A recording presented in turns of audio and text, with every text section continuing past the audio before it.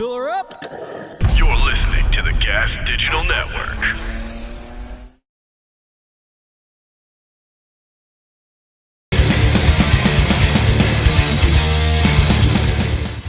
Hey yo, how's it going everybody? Thanks for tuning in. Got a great show for you today. We got Attila from Mayhem, the legendary frontman of black metal mainstays, the one and only Mayhem. I hope you enjoyed today's show. If you could, if you do enjoy it, like, subscribe, hit the bell, leave a comment, leave a review on iTunes. And if you wanted to hear these episodes much sooner, sign up over at patreon.com/Jasta. You can choose $5 a month, $10 a month, or you could be executive producer and get all the juicy, good stuff that we don't share on the public show. I am pumped to get the show back on a regular schedule. Still working on the Hatebreed record. Gonna have news for you on that very soon. We do have one show coming up in the next few months. It's Welcome to Rockville, Sunday, May 10th. Get your tickets to Welcome to Rockville, and we'll see you. We're playing the stage with Sepultura, Pole Chamber, and a bunch of other great bands, Sunday, May 10th. So between now and then, tons of podcasts coming out, tons of news on Milwaukee Metal Fest. We just had a band cancel. The band Master had to cancel, but the good news is we got Monstrosity. That's right, Florida extreme metal legends Monstrosity will play Friday, June 5th with Acid Bath, Obituary, Agalock, and many more. That night is probably going to be the first night to sell out, so get your tickets at therave.com/metalfest. And big thanks to MetalBladeRecords for helping us make the fest happen and for sponsoring the Jasta Show. Remember, Monstrosity's new album is coming out March 13th. You can go see the videos, hear the singles, and pre-order at metalblade.com/monstrosity. The record is awesome. It's called Screams from Beneath the Surface. This ferocious new release showcases the band's signature blend of aggression, technical precision, and intensity, led by drummer, founder, and primary songwriter Lee Harrison, who I got to get on the podcast very soon. Monstrosity is reinvigorated with a formidable lineup, and you're going to love this record, Screams from Beneath the Surface, coming out March 13th. Go get your copy right now at metalblade.com/monstrosity, and stick around after the show with Attila from Mayhem today for a little teaser of that new record. We got a killer band of the week this week, brought to you by Mindsnap Music. Check this out. This is Trip to the Morgue. And this track features Mitch Harris of Napalm Death. Crank this shit up loud and make sure you go check out their set Sunday, June 7th at Milwaukee Metal Fest with Ministry, Napalm Death. All shall perish. John Bush era Anthrax. That's going to be crazy. Killer stuff here from Trip to the Morgue. Be sure to catch them once again at Milwaukee Metal Fest, and big thank you to Mindsnap Music. Once again, that's Trip to the Morgue, and this track is called Digging Your Grave, off Toe Tagged and Body Bag, the album from Trip to the Morgue, out now.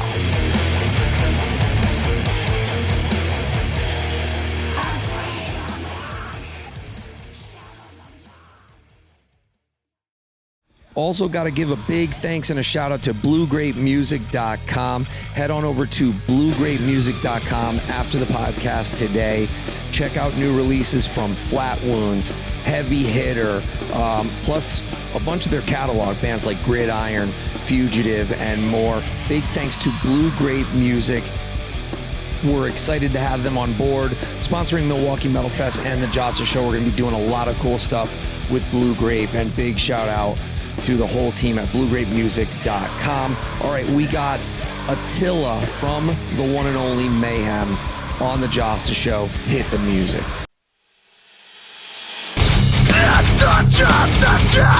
My friend, the lead singer of Hatebreed, the infamous and notorious Jamey Jasta is in the building. That's what's up. Jamey Jasta from the metal band Hatebreed. That guy's famous. Coffee, death metal, and push-ups. That's Jamey Jasta. Remember Jamey Jasta? You know him. He's a podcaster, but he's a metal man. I would say delete that. That shit is hard.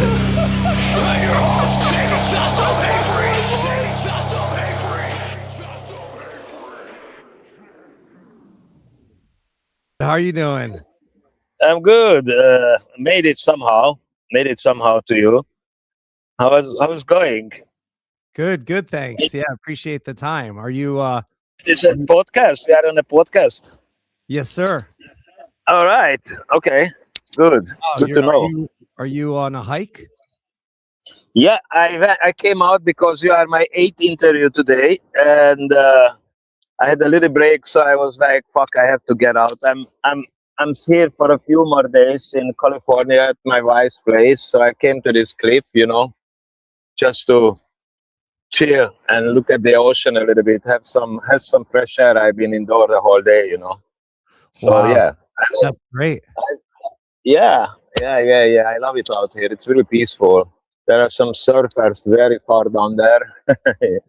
I'm just sitting here, and yeah, I like to be alone, like in nature. It's very nice. I'm just so happy that they let you guys in the country and they don't look at your lyrics or your album titles or anything, because I've heard that there's been this issue with some black metal bands where they send them home for no reason. Oh yeah, it can happen. I mean, yeah, I'm happy to. I think, yeah, I don't know. We've been lucky, but I think our lyrics are not that crazy. I guess we just played in China. They checked everything there, and or I don't know. It's maybe the whole thing is pretty extreme and our history, but I still hope. I consider myself just an artist, but I know people who have problems in US. Are you from the US too? Yeah, here? yeah. And I All right, makes sense. I promote a festival, Milwaukee Metal Festival, and I took it over Oh shit! 4 years ago, and it's been a real struggle to try and like we had Marduk cancel. Oh yeah. We're still trying to have visas worked out for some bands. I won't say just yet because I don't want anybody to get their hopes up. But Yeah. we're excited to have you on, and you guys always have an open invite. I know you're touring around that time, so you already had prior commitments when I had reached out. But congrats on the album. Yeah, I'm so happy Milwaukee is back, It's great. It's great. I heard about it, of course. It's a legendary festival from before, Yeah, maybe we can.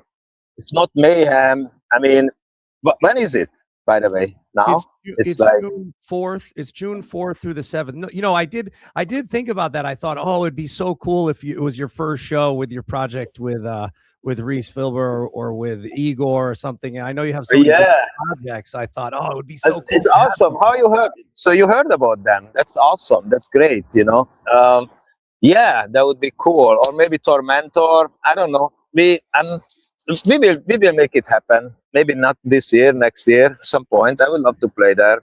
And Milwaukee, I have a Harley. That's awesome. Yeah. So it sounds a little bit romantic. I love that baby. I don't ride long. I don't do long trips. I have so many tours, but I drive it in Budapest, in my home city. It's awesome, I have a Sportster. It's pretty cool. Well, that was one of the reasons. That was one of the reasons why I wanted to talk to you, because last year we were this close to doing the deal with Harley, and one of the stipulations was they wanted someone to ride to the festival. And I reached out to a bunch of different artists, and I reached out to some insurance companies. They wanted to document an artist driving their Harley to Milwaukee Metal Fest, and I thought it was a great idea. I reached out to Chuck Billy from Testament and Wayne, the guitar player in my band, Hatebreed. Wayne was going to do it, but it didn't work out with the timing. But if you were up for it in 2027, I would love to say. I mean, I don't know how much it would be to ship. And also, your, I mean, your bike here, but we could get I, you a rental. yeah, that would be amazing. Actually, I just got married. That's why I'm here. My wife is from the US, so I think I'm even insured here or something. So it could be easier. I'm happy to do it, bro. It's like, of course, I can ride that baby to the festival. Why not? It That sounds would be fun, actually. legendary. That would be absolutely Yeah, yeah, and yeah, yeah. we could even put a ramp so you could like roll it out like Halford style if you wanted. Like we could put a ramp up to the stage. That would that would be sick, man. So That would be fucking sick. can you tell us about the other projects? Of course, I Yeah, want to talk about Liturgy of Death and congrats on the Mayhem album. Of course, I want there's a lot of stuff I want to talk to you about, but I did think it was sure. really cool that you've started talking about the Igor stuff and the stuff with the industrial Yeah, stuff. I'm very happy to do that. And by the way, you are the last interview today. You are number 8, and I figure out you guys from the US because it's in the afternoon. It would be too crazy timing for Europe. So we have a bit more. I don't have like a time limit, so if we run a little bit over time, it's still cool. And yeah, man, I'm happy to talk about like with Igor. It's just like amazing how it came through. We knew each other. Like first of all, I knew more like Max, to start with, and then I performed with them like the Troops of Doom here or there, like a guest, even with Soulfly, then with the Cavalera Conspiracy. And I talked to Igor, and we were like, he's one of my favorite drummers, and Sepultura has been so influential, it's a fucking great band. But I didn't know he was into experimental music, to be honest with you. And he told me this, and we just talked about it briefly after a show, I think in Budapest. But then I was playing in London, and he moved to London. He's living in London, and I invited him to come to my solo show, which is called Void of Voices, when I just use my voice as an instrument and making this dark, very dark, ambient kind of stuff, like with loops and effects, and it's kind of inspired by the old Karen 93 and things like that. But he came to the show, and we talked a little bit, and he loved it and everything. And then he just asked me, like, it was his idea. Like he had an offer to play in a festival called Lugas Who Festival in Utrecht in Holland, in Netherlands. So, and I don't know how he came up with the idea that he would like to do it with me. He would have, and so he approached me, and I was like, sure, let's try. Let's see what's gonna happen. Why not? I'm into experimental music too, but I didn't know much about. But then, of course, I checked his stuff, and it sounded really cool. So I was like, yeah, man, of course. And we had 2 warm-up shows, one in Switzerland, one in Paris. And man, already on the first night, I felt like this is gonna be special. I think we both felt it. Like you never know, okay, we did something together, but to feel that kind of chemistry we had, and like we were like, the main thing was like what was amazing to start with. Like we both thought like this has to be super ritualistic approach, to the whole thing. So that was already a very good start. And then he is really, really good at he's not just a drummer, he's really good at this modular synths and stuff, So people loved the show already in Switzerland. It was a small club, sold out, really cool. And then we were like, wow, this is something that's special, Then we played a show in Paris, it was also good. And then we went to this Legacy Festival, which is kind of pretty big, kind of like an alternative. It's not really metal, It's like all this bunch of different bands. Some of them were crap, to be honest, I think, but like many was like, there's some others are interesting. Like it's a different scene, So we played there, and that show went so good. Like we were also kind of like on fire, and the room got full. There was like different rooms, but our room was like full, maybe like 2,000 people. Everybody felt like we have a very good drive going on. Like people were like mesmerized and everything, like super cool.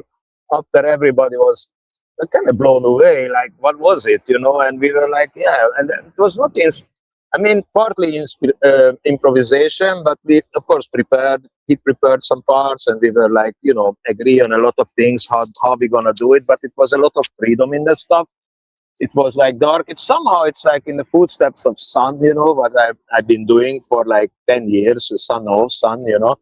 And but you know, I kind of separated from them because my earrings started to be damaged, and that's, I told the guys, I mean, okay, I was my fault. It's nobody. I didn't use protection in the beginning, but you know, somehow it feels so weird for me with this to sing with this protection.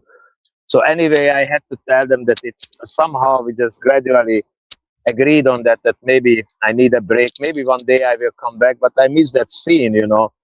And that was something I felt like it's similar with Igor, but it's in a total different way. And we are like more ritualistic than in Sun. Sun is more physical. This was more about ritual and spirit, you know, and kind of occult and you know, and Igor is so open-minded, you know, and we just said like, hey man, he was like, they just talked about makeup, you know, like, no, I never did makeup in my whole life. Do you want to try? Yes, sure. And like that, you know, I was like, this is what I like, you know, when you, it's just like was going very well, you know, the whole thing. And after people were like, hey, can we book you a show and stuff? We were like, well, hold on, yeah, let's see.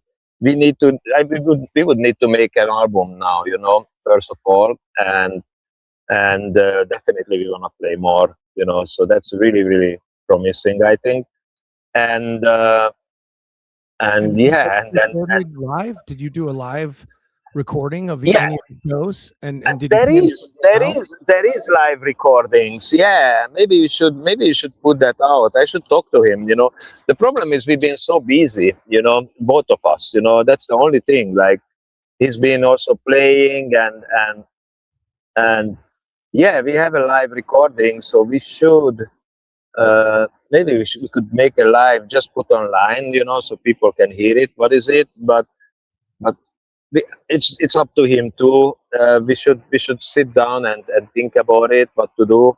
But definitely we would like to release something and then play more. I think it's more about playing live, I think, but it's good to have something, you know, and like a release or something first.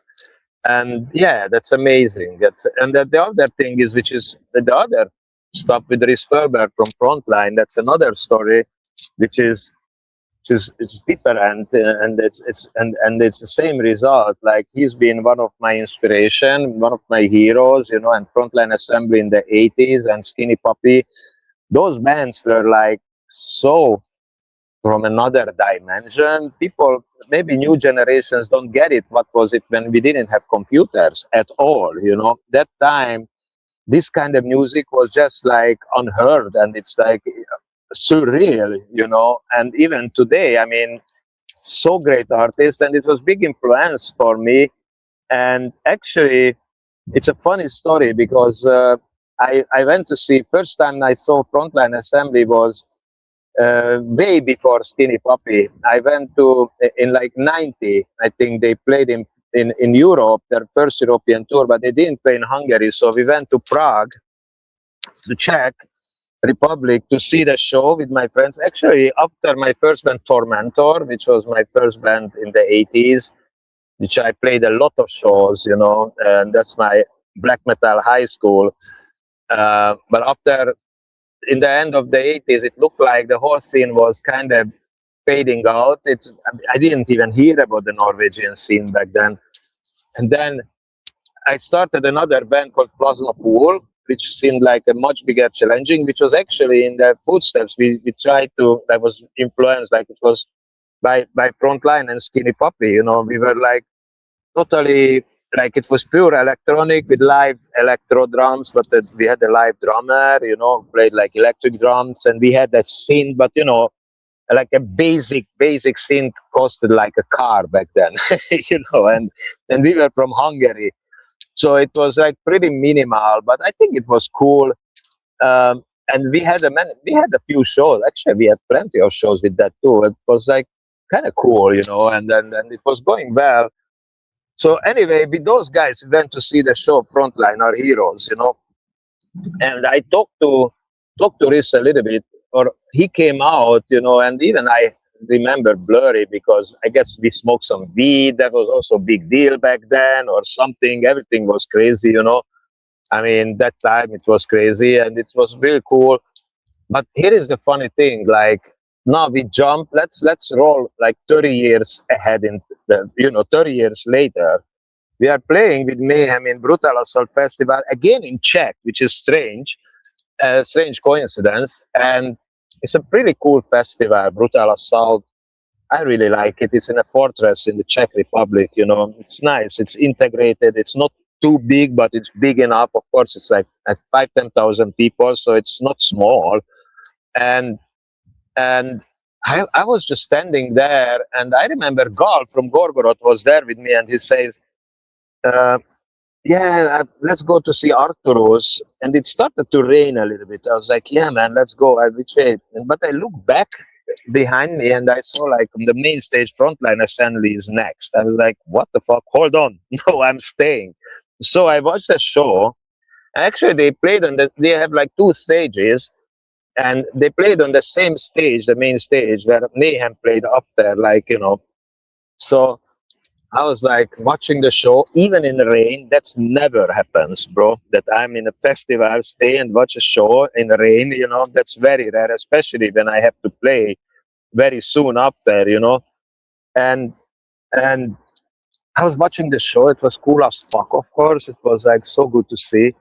So then I was like, fuck, I should leave. No, one more song. So they finished the show. I just kind of hurried back, you know, went back by the main stage. So of course I went to reach backstage, and he just came off stage, Riz, and I was like, I think I don't dream. I was like, are you Riz Faber? He's like, yeah, I am. Who are you? I'm from Mayhem. Congrats, it's a great show. It's like, really? You from Mayhem? You like this shit? I was like, fuck yeah, man. I fucking love it. I was like, all right. So I think he said, we come to Budapest, you're going to come to the show. We switch, you know, contacts quickly. And then I ran away because I had to get ready for Mayhem. So next day or 2 days later, they played in Budapest. I went down to the show. Nevertheless, that was an amazing show too. And we were talking in the backstage. And here's the funny thing. Like, he's like, we talk about shit. And I'm like, yeah, I saw you first in Prague, like in 90. We came from Budapest. And that was the first time I saw you guys. It was fucking cool. And he was like, hold on a second. You don't want to tell me that you were one of those fucking crazy Hungarians I talked to after the show? I was like, yes, that's me, man. That's me. He fucking remembered, you know? Wow. So, yeah, it's crazy, isn't it? Like, that's actually, what is it? Like, it's 30, it's been 3 years. It's more than 30 years ago, 32 years ago, you know. And he remembered. He was like, yeah, I remember clearly. It was amazing. Like, you guys were so much. Yeah, I was like, yeah, your show was great. Hey everybody, it's Jamey letting you know today's episode is brought to you by BlueGrapeMusic.com. Go check out Flat Wounds. They just announced their Chain of Command EP, which is coming out March 20th. You can see the video for Emulator. Plus, they have awesome new music from bands like Gasket and many more. Check out BlueGrapeMusic.com after the podcast today and support Blue Grape, because they're not only going to have a stage at Milwaukee Metal Fest, but they're big supporters of the Jasta Show, and we appreciate them greatly. Big thanks to BlueGrapeMusic.com. Head on over. You'll see they have a UK store. They got the US store, the Euro store. Support their artists and their new releases. Sign up for their email list. And remember, the link will be in the show notes. Big thanks to Blue Grape Records. Now back to the show. So anyway, we kept talking, and it took years. Of course, by the way, by then already, he told, or we said for fun, like, yeah, we should do something together. And I was like, fuck yeah, maybe. But, you know, everybody is busy. It takes time. So now we came to the point that, yeah, we should do something. And it's fucking amazing. Like, I'm looking forward it. I don't know if people will like it or not, but I don't really care. It's not about that. It's just I need to do it. I really need to do it. I don't know if you heard about the band. They had a side project called Will. Very few people heard about it, but that was one of the best. What? How do you spell it? Will, like will, like you will to do something. Will, Yeah. and Reese was in it.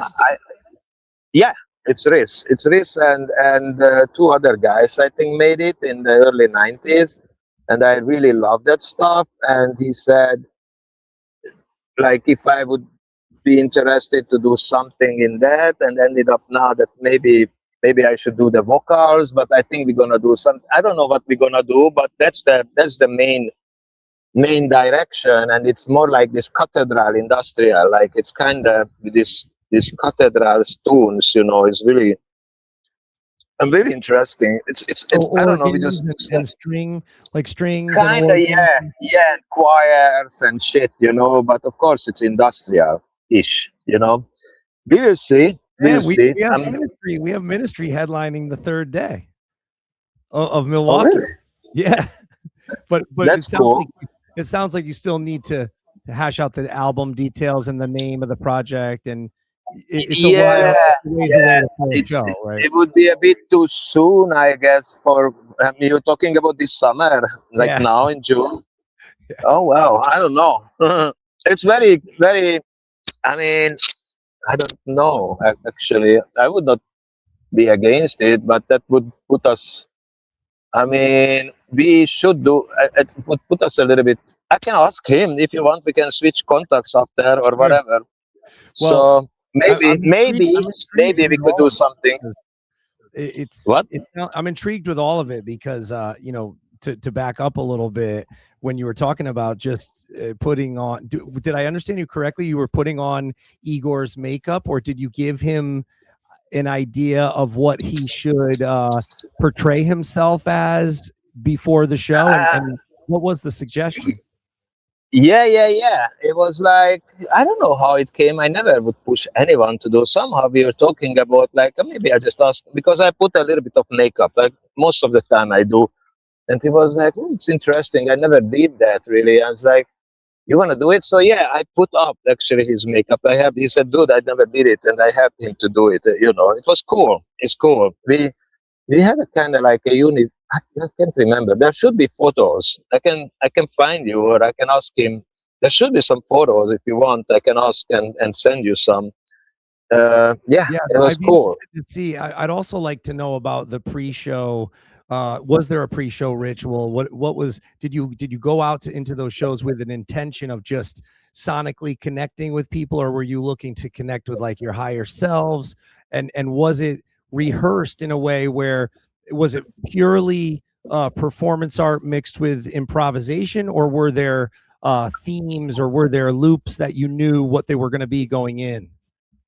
We did like before we kind of started to talk about it online, and he prepared some stuff, and I also used a little bit of my loop station, but I didn't want to go too much void of voices, so I told him, like, best if we do, like, you do the music, I do the vocals, like keep it like that.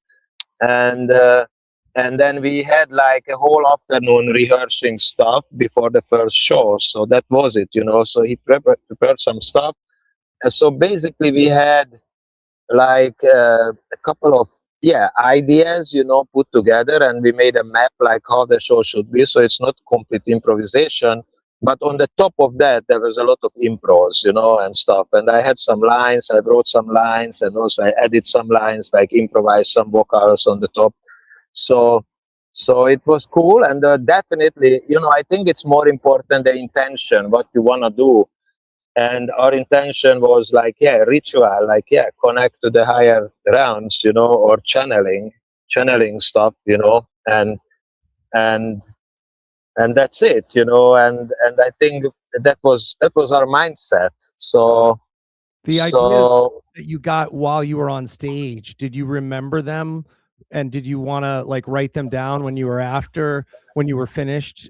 Did you discuss any of that, or like how to carry it No. over into the next show? Yeah, well, it's hard to find words for that, you know. Yes, in a way, but never, not in that concrete way, like it's written down. More like an experience, you know. And I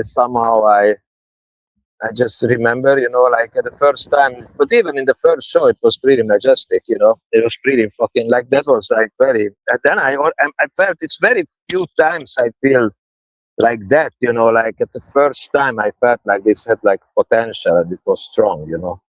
So, and I think he felt the same. We both felt like, wow, this was cool, you know, this was cool. And then like, you know, when you try something, it's beautiful, you know, it's a beautiful experience. But it was better than we expected. I think it was somehow it felt like really like a chemistry, like if we'd been doing this for a long time or something. I don't know. It's hard to That's find the great. words. No, I think your trust for each other probably became Yeah. something that was expressed through each of your actions while on stage, and kind of probably informed Yeah. your choices. He came to see my show first, you know, in London, so he knew a little bit more than I did, I guess. But I don't know. That was even yeah. And then actually, then he came again to see my show. To be honest with you, so he saw two times my show. I never seen his solo show, you know. So he just sent me some tunes, and I was just checking some stuff he was doing. It sounded great. Yeah, it's I don't know. I just love this kind of stuff, you know. When it comes like that, you know, Did you have any it's themes for the lyrics? Like, did you have the sayings that you wrote? Or did you have a theme? yeah, this was like the ghost and like the ghost was one of the theme, like ghost and like these beings in the other dimension, and also like somehow like near that experience maybe and stuff like that, you know, like that kind of themes. But I when I say I didn't learn the lyrics, I just wrote them. I had them on a paper in front of me, you know. It was just like that, you know. And when we do an album and it will be concrete lyrics, maybe if there will be ever concrete lyrics like that, of course that's a different. But yeah, I remember the ghost and like you know, and near that when you are between the limbo, that's a ghost, you know, like between life and death type of thing. Right, That was a theme. purgatory. Yeah. Yeah, and thank you, by the way, for sending the lyrics over to the Mayhem album, Liturgy of Death, which everybody can pick up February 6th. I read through them. I listened to the record. I was very pleased with the record. Every time I go into a new legendary black metal band's new material, I always wonder, is this going to be the one where they switch it up? Is this going to be the one where they pull where they do their Cold Lake? And I don't know if it's because I grew up in that time. Yeah, I know what you mean. But I was like, wow, this is fucking aggressive. Like, this is really hard. And it just didn't let up. And I commend you for that, because, you know, you guys have had such staying power. But then when I was reading through the lyrics, I started thinking about, do I have any memories like before I was born? And I wanted to ask you if because I think I do, but like I think I chose my parents and I chose this path, but very interesting. What do you remember from the before? Exactly, that's the thing. I don't remember the beginning, and that's a good way to pick it up and start this talking about the new Mayhem record. That yeah, like you know what I would say about this. I was there when my kid's born. I was in the room, both my son and daughter. My son was first, you know, and he, you know, that's an indescribable moment. By the way, it's also interesting. Like we talk about that all the time, but birth is such a tremendous pain. It's insanely dramatic. But everybody says it's how beautiful. It is beautiful, yes, because it's a beginning of something. But itself, it's insane. Like mothers die sometimes in the pain for giving birth, and actually for this just for this already, I think every mother is holy, and because everyone, even the people who talk about, yeah, the Father in heaven and all this shit, uh, uh, they came from a womb. It doesn't make any sense. It's fucking bullshit. I'm sorry, but the thing is, let's keep serious about this. Like, I was there, and I was like, what hit me was like, holy shit, this is not the beginning at all. This is that kid, my son Arion. He was there in the womb 5 minutes before, 10 minutes, an hour before, or a month or months, and then you go to the fetus, and you end up to the egg and the sperm. They are also living. They came from the ancestors. In this case, from me, one of these, and like, what what's the beginning? What's the beginning? And like in esoterics, esoterics and occultism, they say, yeah, or that the life starts when you take your first breath. That's right. In this dimension, it starts, but it's not the beginning of the life. The life been already there, and when you were in the womb, if you think about it, it's just another dimension. It's already example of no beginning, because when you are in the womb, your lung is full of the water or that fluid, You take breath through your cord and everything. It's a total different dimension of being. It's whatever you call it. And so where is the beginning? It's interesting, and obviously I can tell you if I have memories from before, maybe something which I even don't know, but I can't recall anything concrete when I would be sure that is it. I'm more like, don't remember the beginning, and there's another example, like I just told in the other interview too. Like, if you say you come from another, imagine you come from another planet or another dimension, whatever, and you look at these people here, the humans, they're living here, not even human, the animal too, but nevertheless, focus on human. Like, everybody falls down when the sun goes down, and raise when the sun comes up, so to say. So that's what we call, it's the most natural thing, sleeping. But it's very natural for us. But if you think about it, what the hell is that? You go to bed, or you had to pass out, and then you are in another dimension again. Where are we? What is this dreaming? What the hell? What is that really? And then you come back. Why we can just chill and sit here? Why do you have to go in there every time and come back? What's behind? And and who can tell the moment when you fall to sleep? It's kind of like a transition, and also the moment when you wake up, it's normally you are up, but you are half not up. It's like it's a fading, and when you go, let's talk about the end. The death and stuff. Like we already talked about, like the between life and death experience, or clinical. That here is an example for that. Like, my electrician came over some time ago, a couple of months ago, was fixing something at my house in Budapest, and he was like, A good Malosh. He's a good Malosh. what? Your Yeah. electrician is a good Malosh. Yeah, okay, yeah. It's like he was there, and we knew each other a little bit. I knew him from before, and whatever, but we never really talked like that. And he has said something about reincarnation, and I was like, hold on a sec, what are you talking about? What?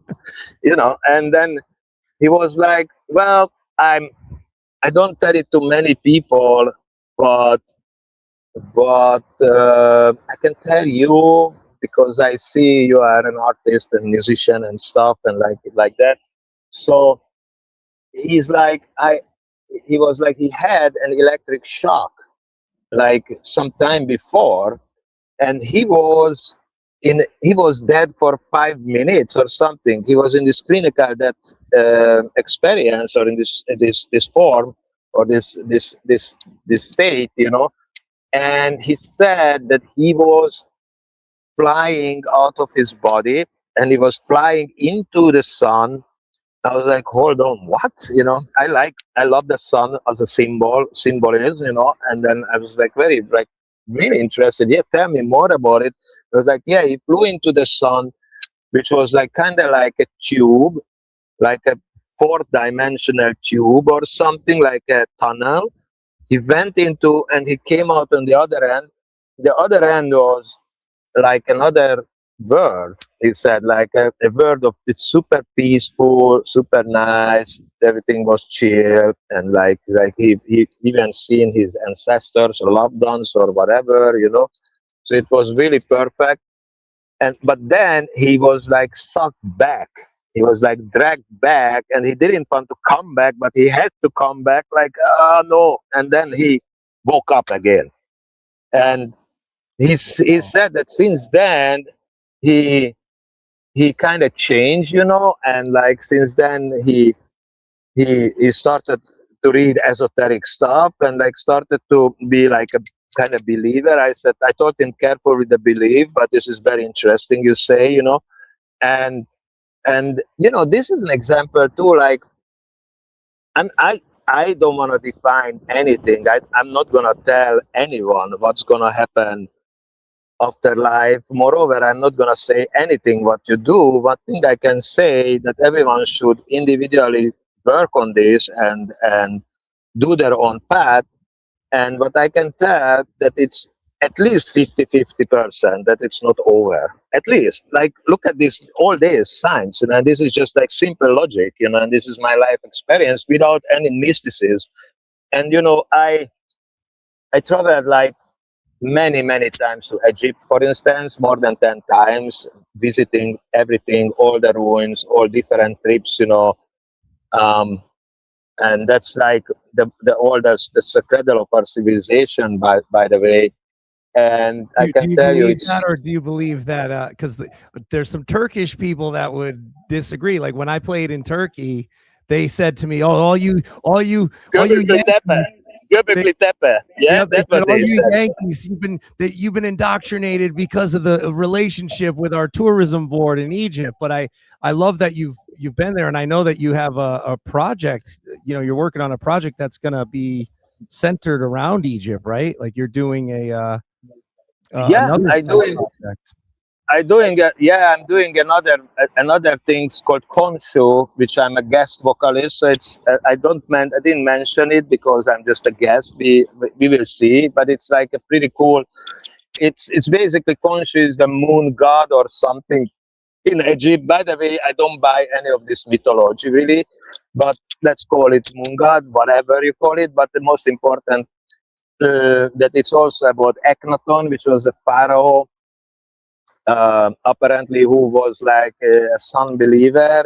He thought like instead of this pantheon of gods, he defined like there is one god, the sun. I mean, I could agree with that if it's the sun, but I don't agree with the one god, because when it's one god comes in, by the way, it's just my philosophy, that's when the problem starts. That's when every problem started. Even before, when it's multiply gods, it's not the best. But when it's one god, uh, that's a problem, because no one will agree on that one god. Who is that one god? If it's one god, if there is one god, you can be one god, or I can be. Who is the god? Or we all one god? Or it's like very. It's like that's where people can be really manipulated and fucked around. And anyway, this project is about Akhenaton, and what is also interesting that I got my daughter also sing on it, who has an amazing voice, Julia. So it's gonna be the first time we are on the same album, and I think that's Cool. gonna be very nice and unique. But again, it's like Will I you don't take think her we're to gonna. Egypt? Will you bring her to Yeah, Egypt? yeah, yeah. We were in Egypt, man, and yeah, I took her like at least 2 times, and. And one time we went with this esoteric group actually, which was like super interesting. Like normally I go alone, I don't do any tourist groups or shit like that. But this time we went with this esoteric group. It's like you can't just. It's not not from a touristic bureau. You know, you have to apply, and they check you, and okay, you can come, whatever. It's a little bit like a closed. It's a kind of occult tourist, occult people in a way, spiritual people. But here is the whole point why it's interesting. The interesting thing that we put together some money. Obviously, it costs some money, but it's not too crazy. But the whole result is we could go to places which is closed for public, and that's where it comes very interesting. When you are alone, you cannot do it, you know, or it would cost a lot, you know. So they closed. We could go to the pyramids, you know, of course, to start with the Great Pyramids, but we could go all the rooms up, down, everywhere, which is closed, you know. And I was down there, you know, like in the pit of the souls, like which is really below the Great Pyramid, like down there in the foundation. That's one thing. We could touch the Sphinx, go to the Sphinx. It's all closed for public, you know. But here is like probably the most thing what hit me the most, dude. I was many times to Saqqara, where is the pyramids, like they call step pyramid of Djoser, whatever they call it, but it's look like a step pyramid. They say it's the oldest pyramid. I don't know if I can agree on that, but for sure it's old. Officially, it's the oldest. Hey everybody, just a quick interruption letting you know that today's episode is brought to you by Metal Blade Records. Metal Blade is back with another killer release from the band Monstrosity, who we just added to Milwaukee Metal Fest. Monstrosity's new album, Scream from Beneath the Surface, is coming out March 13th on Metal Blade Records, and you can head on over to metalblade.com/monstrosity to hear the 2 singles, which are awesome, by the way, and pre-order the album now. Make sure you pick up a copy and support Metal Blade Records, because they support Milwaukee Metal Fest and the Jasta Show. We cannot thank the team over at Metal Blade enough, and we love this new Monstrosity record. Got to get Lee on the podcast. metalblade.com/monstrosity. Go pre-order the new album after the podcast today with Attila from Mayhem. Now back to the show. So when I was in Saqqara before, I was like looking around and I was thinking like, fuck, there are these rumors about, you know, like the underground tunnels around Saqqara. So I was there before many times and I saw these escalations. I tried to look down and you could see like these holes going down, like holy shit. But I'm talking about like a 20 years period I've been going there, you know. So first everything was closed, and now Saqqara Pyramid is open, but with this group, it was still closed when we went with the group, and anyway, where we went, it's closed even today, because we could go behind the pyramid and we go down below the pyramid, and we went into the pyramid, under the pyramid, talking about millions of tons, yeah? Under the pyramid, there's a giant fucking hole, insane, with a cube inside, like a giant monolith, granite cube from this monolith. And I was looking at like, what is like, how like this pyramid should fall down? It's what holds it? Even there is up there, you can see there is like a tree, like it must be at least 5,000 years old, and it's still not rotten. You know, it's like it's brown, but it's still wood, like it's going there. And also, actually, that part up there now it's open for the public too, because I went back up there and that they open, but you can go down. So I was down, and then down, I don't know if you can follow me, but here is the fucked up shit. We went down under the pyramid. Bro, I was there with my daughter and with this group, so it's not a dream. I'm not alone saying this. There are the tunnels, a labyrinth, huge labyrinth system, tunnels, miles long tunnels, and little rooms, and the wall is covered with like this kind of ceramic stuff, you know. It's most of them gone. It's closed for public, the whole thing. I was there with my daughter, and I was like, this is just unreal. Like, what the hell is this? You know, why is it? What? First of all, That's simple question. How you have light when you make it? Just as number one, easy. There were no signs of smoke ever, around, nothing. So how you can see? Second, how you got air, how you breathe, and we are talking about the bedrock where it holds a pyramid. It's I'll not tell you like now. a sand. It's not a sand, I and have a like feeling. it's like long tunnels. And I was with my daughter, and we kind of separated from the group, like spread out here. There were some lights. They made some lights, so of course they know about it. I mean, but it's closed for public. And then we found like a ladder, like going down. Fuck, let's go down. We went down. There was another layer of these tunnels down there. And now I heard there are 7 layers. I don't know. I seen 2 layers. What the hell? What is that shit? And the saying being we being lied to. Everyone should know that. And it's not. I don't believe. I know. You can believe whatever you want.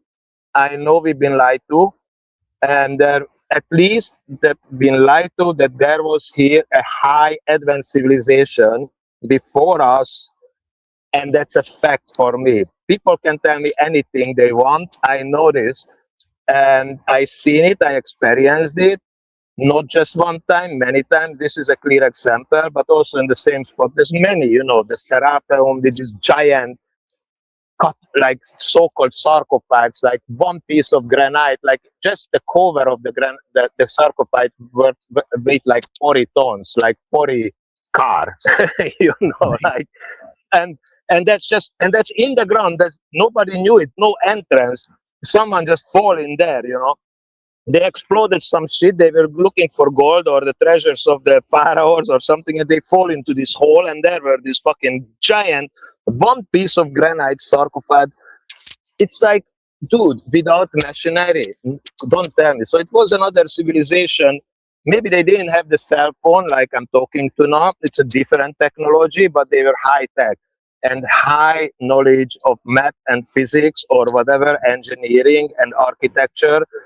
I mean, just Google it, 8 sides of the pyramid. You will see that actually even the Great Pyramid has 8 sides. You just have to go above and look down, and it has to be on the soul side, I think. On that day, it appears the 8 side of the pyramid Come on. from the sky. From the sky. Or what the guys told you in Turkey, I don't know if they talked about that or whatever, but of course, the problem in this place is too, man, like the religion, of course, like in Islam, or whatever, is the same with the Hebrew tradition or with the Christian tradition. I think it's the same shit. Like God created the world, like, I don't know, 5,000-7,000 years ago, and all this bullshit. So nothing can be older than that officially. And for instance, 80% of the Egyptologists or 90 are from Egypt, and it's like very huge influence, from the religion. You can't say anything else. And today, even if you say there were no slaves, you were ridiculed. Now the new waves of Egyptologists, the young ones, start to say there were no slaves. I mean, obviously there is no any sign of any slaves. There is no any tools how they made pyramids and all these rocks. There is no hieroglyphs explaining or showing like they building something. And I mean, like if you go to Luxor, it's the whole pillars, all the shit, the ceiling, these giant blocks of stones, also on the floor, the wall, everything is carved, and the sculptures and artwork. Like you can beat me to that. I will not be able to do a fucking carving. So it doesn't make any sense. You can have 1 million slaves. It's not gonna happen. And the same thing, like in Baalbek in Lebanon. Right? Like the slaves came later, the slaves of the Bible, but the Bible is obviously like thousands of years. Yeah. We are talking about this is like thousands of years flying. It's like a long times. And like I was also in Lebanon.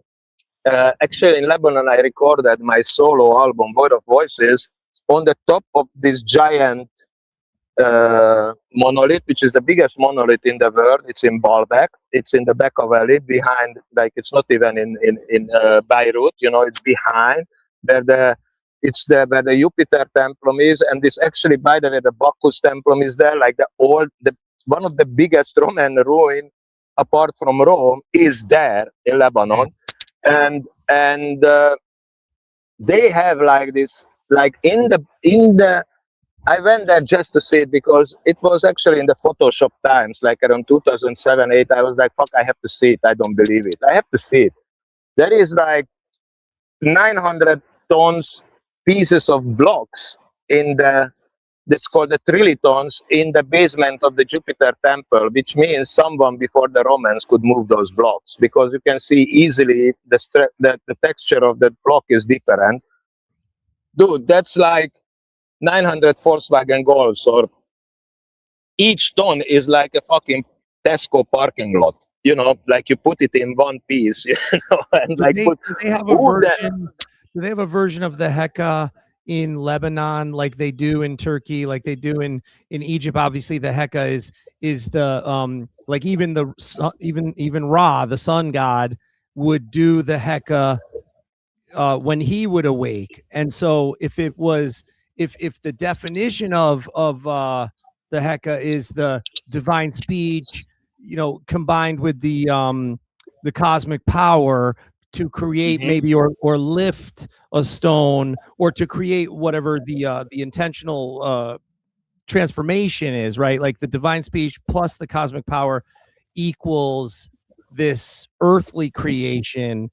Every culture kind of has that magic or mysticism that they believe, but I wonder if it was used to build, or if it was used to create, just kind of like how this is magic. Like people would say this was not possible to see your face on a screen. You're 3,000 miles away, and we trust that this is real, but it's magic, right?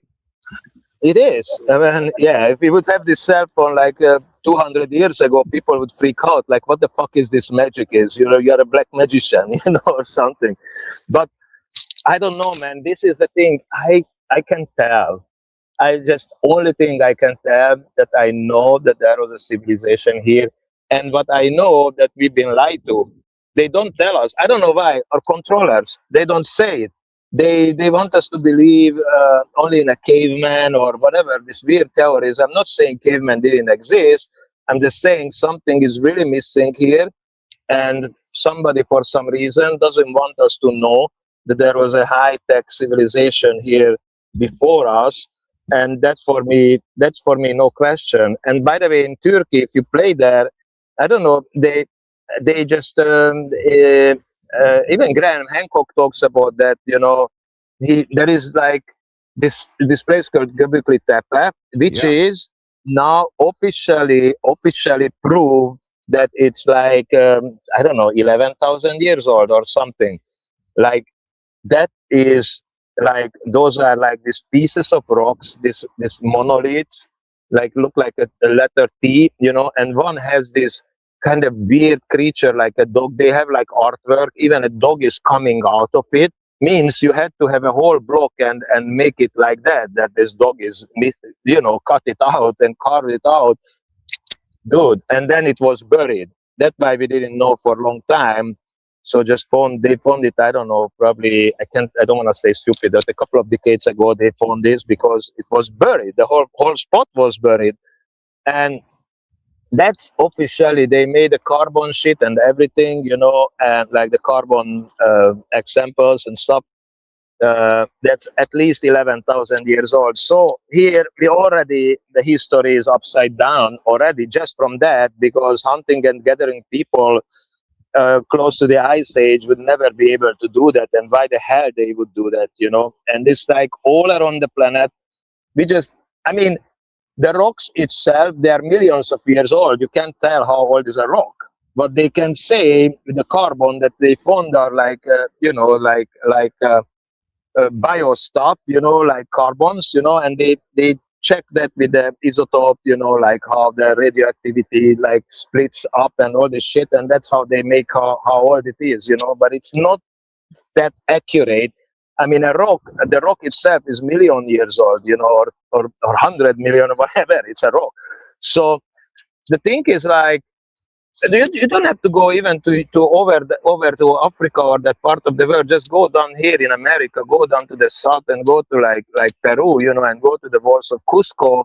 Then you can see easily that engineering is insane in the wall. There's rocks, or like Machu Picchu and all the stuff, or the spheres in Costa Rica, or I don't know. I even been here in the U.S. Actually, I got married there in Ohio at the Serpent's Mount. Yeah, the Serpent's mounds. Mount. Mounds are Yeah. fascinating. We got married there Oh, at the you got mouth of married the there? snake. Yeah. You're like the world's most interesting man. This is like you're blowing my Thank you, mind. brother. You too. You too. Fuck, Hatebreed is cool, bro. Yeah, I love that. I love this talk. It's awesome to talk to you. We are from the same shit, and the same interest, the same. It's thank you, by the way, for your words, and it's great to do this interview. It's hard that it's rare that I talk about this in interviews, but this is now it's special. I'm like sitting here in this alone in the nature, I could tell from the lyrics because I sensed by reading the lyrics of to Liturgy of Death, I sensed there was some Gnosticism in there, some Sufism, some various influences where even just in certain lines, like I think in I want to say it was like weeping the funeral of existence or there was another one. Weep for nothing. Weep for nothing. Yeah, Weep for Nothing, Eon's End, and then I think the last one I listened to right before this was the Funeral of Existence. Cool. And there's a line in there, something about old age time is a prison, and it made me think about how we're taught to think of time in this linear fashion.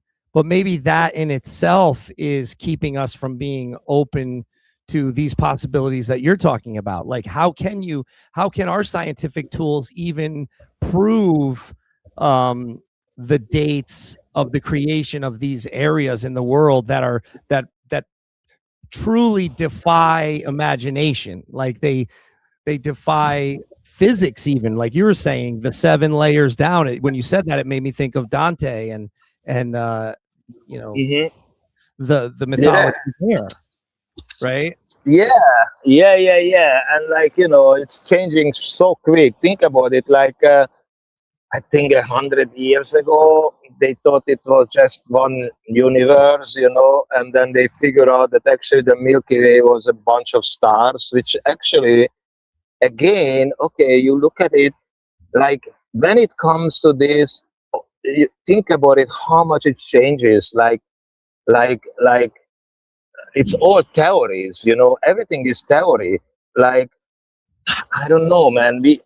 Then they came up like it's billions of stars. Now we have billions of universes, and then that's just this dimension. And now we see like, okay, that's what we see. But come on, what we see is just a small fractal of the whole electromagnetic spectrum, which is light. And do you think about the internet? We talk now, or what's going on here? Radios, TVs, everything, just here where I'm sitting. So much shit going on in the air, which I can sense. It doesn't mean it's not there. It's there. Like it's probably hundreds of TV channels. If I just put here a cable, it's probably okay, or radio, whatever. Now maybe cable TVs, but like when it's transmitted, internet. This is another time. Okay, I need this phone to see you. Yeah. But without the phone, it's a lot of other shit going on here. So without the device, I would not be able to see you. So I'm just want to say what we see, what we sense, what we hear, but it's just a small part of what's out there. And now we are still talking about one dimension. This is only one dimension. And then you can add like apparently there are more dimensions, and then like in particular physics, like when they go first, they figure out there are atoms, okay, that we knew from the Greeks already, or and then, but they go into the parts of the atoms, like the small particles, and the particles turns out first of all, it's like a huge space everywhere in between, like, and then people, they make this model that there is the core of the atom and the electrons is like flying around like in the solar system, but it's not the truth. It's just a model. If you go deeper, you figure out that actually this like waveforms in the space which are popping in and out. That's what quantum physics, the biggest spooky thing of the quantum physics, like everything pops in and out, you know. So it's a wave, it's a matter. I mean, this whole reality is so undefined, and that's just now, you know, that's what we got now. So, you know what I'm saying? It's basically individual that we, I mean, everybody should figure out themselves, you know. I don't buy, I don't buy anything 100%, by the way. Wow, it's beautiful how the weather changes here. Hey everyone, it's Jamey reminding you to go get your Milwaukee Metal Fest tickets before the Friday night sells out, because once Friday sells out, you will not be able to get 2 and 3 day tickets that include Friday. Head on over to therave.com/metalfest after the podcast today. And remember, Acid Bath, Suicidal Tendencies, Obituary, Killswitch Engage, Aglock doing 2 sets, Napalm Death doing 2 sets, the newly added Monstrosity on Friday with Incantation and so many other great bands. therave.com/metalfest for tickets. Now back to the show. But I don't buy anything. It's like same. And it's you mentioned the Greeks too. You know, when I was in Turkey, they said, we predate Greece, we predate the Parthenon. And I said, okay, well then what is your teachings? Like, what were these, because we went to one of the oldest mosques, and it was just, even that was just unbelievable that they took us down underneath the mosque. And just mind blowing. And they said, they were like, you Americans, you tell the other Americans, you know, your school is a lie. Everything they teach you about Egypt is a lie. Everything they teach you about Greece is a lie. And I said, well, what about, what about Greece is a lie? Like, do you think Plato was lying? Do you think Phaedo, right? Which is the Phaedo is what? No, I'm sorry. These people are also wrong. They also wrong. Don't be that sure. I mean, they say we were there. Who were there? You were not there. You were. I mean, come on. Like right. the same. I'm sorry. It's almost like nationalism in a way. Like, of course. Right. Of course. I mean, it's still like, you know, I don't judge people, but it's not a high level to speak like that. You know. First of all, you were not there. You are here now. Who knows who were there? Who knows? It's the same in Egypt. You know, when I go to Egypt, they say, and I have full respect to the Egyptian people and Egypt, you know, but then they say, yeah, it's us. We did it. I mean, according to history, these people came there like maybe 500 BC or something. I think before that, it was somebody else there, you know. Actually, Copts and Christians were there first, and the people came with this Islam, with these hordes, this like Arabic hordes came there later, you know. So let's just don't talk about it, who was there, you know. What is important, what you see and what exists, and I mean, you know, it's I'm always careful with everything, that because we are all humans and we are all manipulated, you know, we are all suffering from programs. I'm sorry, everybody, we all programmed here, you know. Everything is a program, but we believe, and we have to crack the program, you know. We have to fucking get out of this. That's what I'm saying, individual way. You don't buy anything, only buy what you experience, because maybe, I mean, for me, this is green, for you, something else is green. You know, it's like, better just to give each other freedom, you know, and agree on one thing, that we all different, we all individual persons, you know, and we all have to figure out ourselves, I think. And it's no way around like you know, like they talk about like, okay, these religions, you know. I think I know what you're going. It's like, it's not a competition. It's, if we're here, like I said, well, what do you take from it? What did you learn from these teachings or these writings or this art or this architecture? What do you take from it that you didn't take from it from Greece or from Egypt? Because if we're here as like some sort of soul school, and if we have to, act a certain way, or just if the self, has to die before we have a true spiritual awakening, then to me it would be like, okay, well, death would then offer us whatever the next plane, not necessarily a higher spiritual reality, depending on how we lived. But it's fascinating that all these ancient cultures had similar theories and similar depictions of their theories in art and architecture and Absolutely, absolutely, it's amazing. And talking about that and stuff, yeah, it's like they. I would say you should never ignore the ancients, and there's a lot of like even ancient India, like 5,000 years old, apparently the books at least, like the Bhagavad Gita and the Srimad Bhagavatam and all these other books, like these Vedas and stuff. They talk about reincarnation, like my electrician talked about, that's interesting. We should not ignore that, Also, the Egyptians, they talk about, they talk about the next life, the afterlife, the whole thing, that this life is all, a preparation for the next life, or who knows what they talk about, but you can see what they talk about on the hieroglyphs, so-called hieroglyphs, which are carvings and artwork on the world, and it's pure magic on the walls, Pure magic. They have a strong connection to animals. Always there is these chimeras.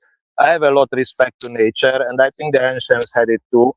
Like it's something with the animal world too, so we should not ignore those. And I don't know. I mean, we shouldn't do it. One thing we should not do, we should not follow any stupid other idea, like brain dead, blinded, fanatically. That's what we should not do. Even if you are, let's say, okay, let's pick something which is pretty okay, Buddhism. Okay, Buddha is like, okay, it's pretty much like they say self, inner way, inner stuff, and all that. But people believe in Buddha and follow in Buddha. I'm sorry, Buddha. Just an example. You could pick Jesus or whoever what you want. I just don't want to talk all the time about Jesus. Let's say, okay, Buddha is cool. He's cool, but what he was a prince. Right, according to the story, he was a prince. He was a rich kid, a rich kid, a very extremely rich kid, and he comes out from his castle, throws everything behind. For years and years, he's wandering around and fuck himself up completely, almost dying on this asceticism and everything, And then he's sitting down under a tree for like 7 days or something, and he got something, what they call whatever. He got enlightened, whatever you call it. Anyway, he reached something. How you want to follow it? I mean, come on. You should be a prince. You should leave everything behind.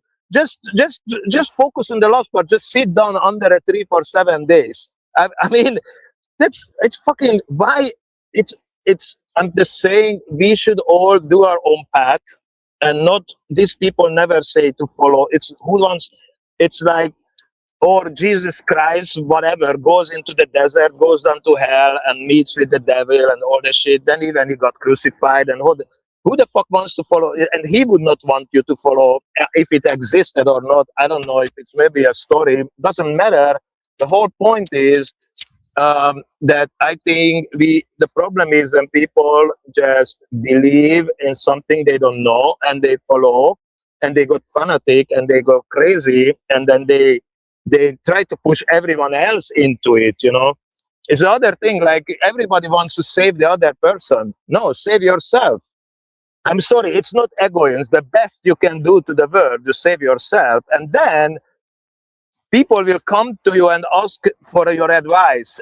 But don't try to push your shit on others, So, especially I don't know, bro. If you have something that you can teach someone else, because that's where the Egyptians really got it right with the theory of life being a ritual rehearsal, and their goal wasn't necessarily to survive after death. It was the transformation into the Ak, right? The transfigured, the luminous being. So to me, when you're talking about your electrician and he's going in a tunnel, that's another dimension. That's another realm, right? Just like when the ant is walking on a wire or a rope, they're not experiencing 3D. And so I feel like if it is a soul school, you know, we're here to learn. We're here to we're so blessed that to be able to do what we do, we can travel to different places, see these Yeah, amazing true.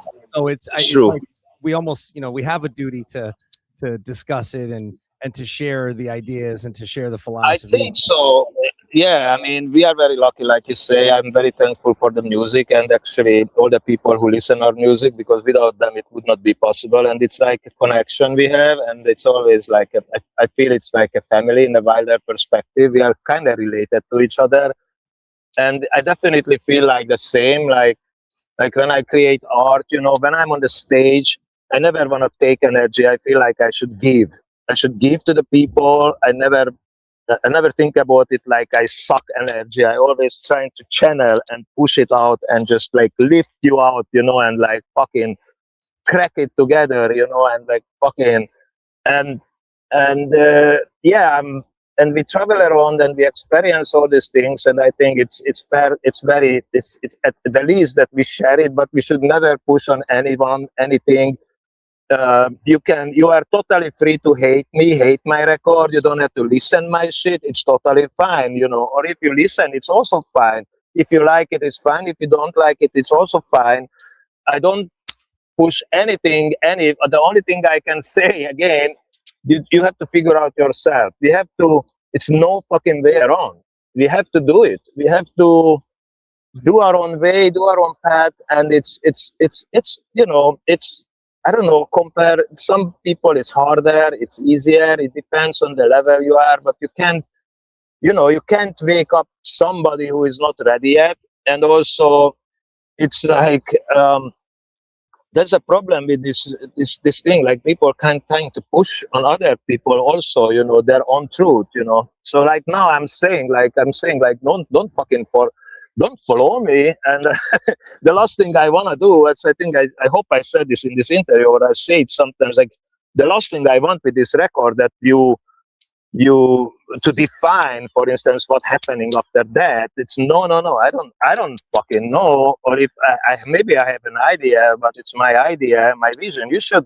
You are free to have your own, you know, and then it's fine, you know. And it's like, you know, for you that means like a nihilism, like you don't want to wake up from the bed and it's like no point to do fucking anything. Fine, that's okay.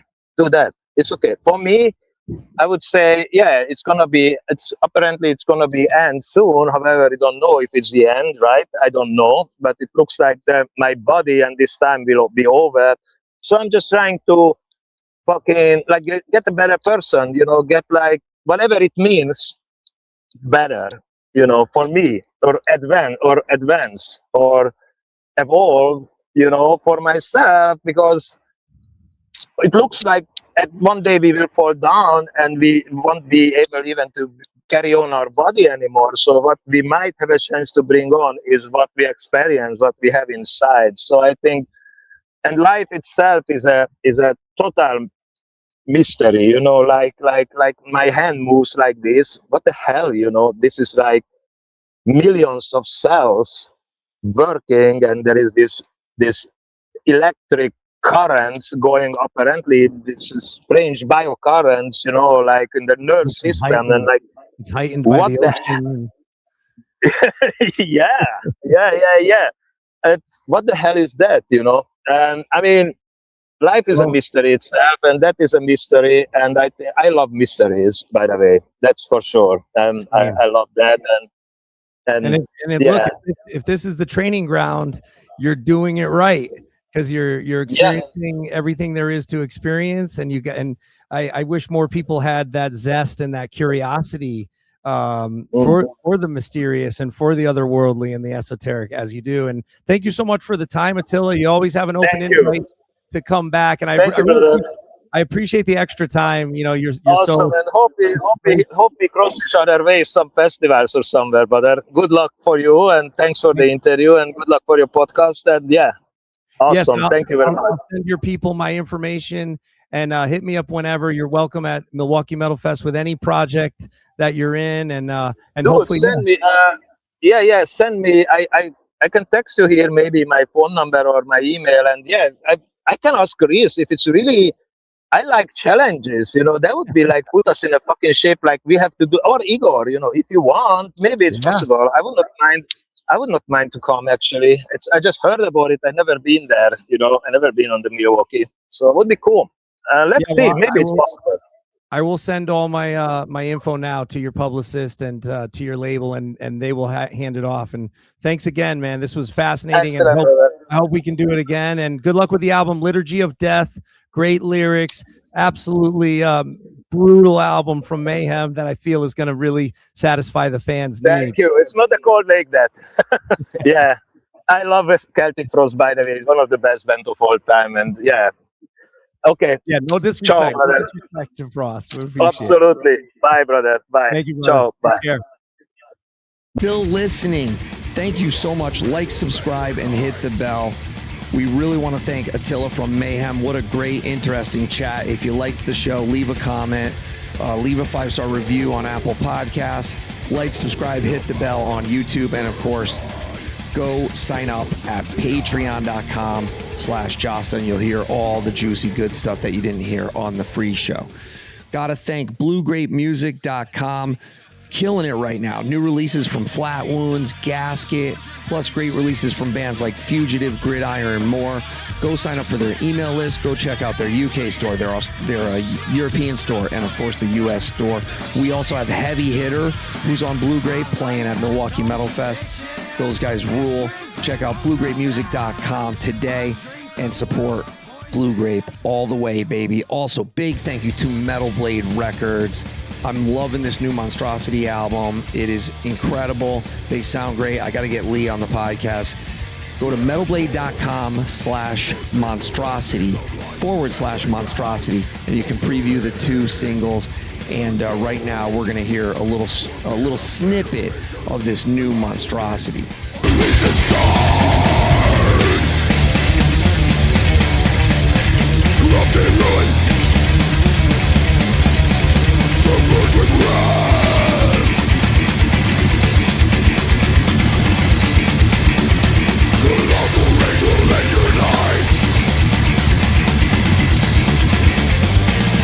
New Monstrosity there. Go get it at metalblade.com/monstrosity. You can pre-order it. It's coming out March 13th. Cannot wait to see them Friday, June 5th at Milwaukee Metal Fest. Big thank you to Metal Blade Records. Also got to give a big shout out and a thank you to Sumerian Records. We will have a Summer Slaughter announcement for you very soon.